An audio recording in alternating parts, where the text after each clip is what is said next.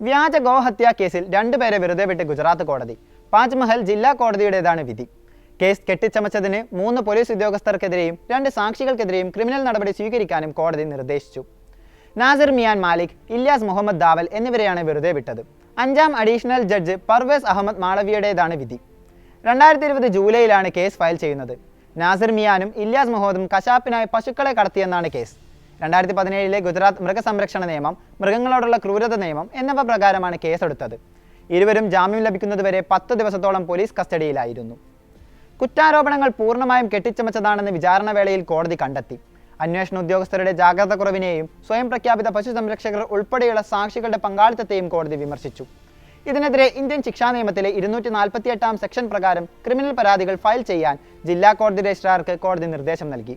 Assistant head കോൺസ്റ്റബിൾമാരായ Ramesh Bhai Narud Singh, Shankar Singh, police sub inspector MS Monia എന്നിവർക്കെതിരെയാണ് നടപടിക്ക് നിർദ്ദേശം നൽകിയത്. കൂടാതെ ഇവർക്കെതിരെ വകുപ്പുതല നടപടി സ്വീകരിക്കണമെന്നും പാജ്മഹൽ SP നിർദ്ദേശിച്ചു. കേസിൽ നിരവധി പൊരുത്തക്കേടുകളുണ്ടെന്ന് ജഡ്ജി ചൂണ്ടിക്കാട്ടി. 5 സാക്ഷികളും പ്രദേശവാസികളല്ല. ഇവരെ 10 കിലോമീറ്റർ അകലെ നിന്ന് വിളിച്ചു വരുത്തിയതാണ്.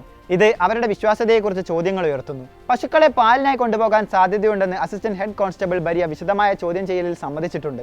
ഇത് പശുക്കടത്ത് കശാപ്പിനാണെന്ന വാദത്തെ ദുർബലപ്പെടുത്തുന്നതാണ്. കുറ്റാരോപിതർക്ക് അനാവശ്യ നടപടികളാണ് നേരിടേണ്ടി വന്നത്. അന്വേഷണ പ്രക്രിയ നീതിപൂർവവും സമഗ്രവുമായിരുന്നില്ലെന്നും ജഡ്ജി ചൂണ്ടിക്കാട്ടി. പിടികൂടിയ കന്നുകാലികളെ ഉടൻ കുറ്റാരോപിതർക്ക് വിട്ടുകൊടുക്കാനും കോടതി നിർദ്ദേശിച്ചു. നിലവിൽ ഇവ ഷെൽട്ടർ ഹോമിലാണുള്ളത്. 30 ദിവസത്തിനുള്ളിൽ ഇവയെ വിട്ടുകൊടുത്തില്ലെങ്കിൽ പശുക്കളുടെ വിലയായ 80,000 രൂപ നഷ്ടപരിഹാരമായി നൽകുകയും വേണം.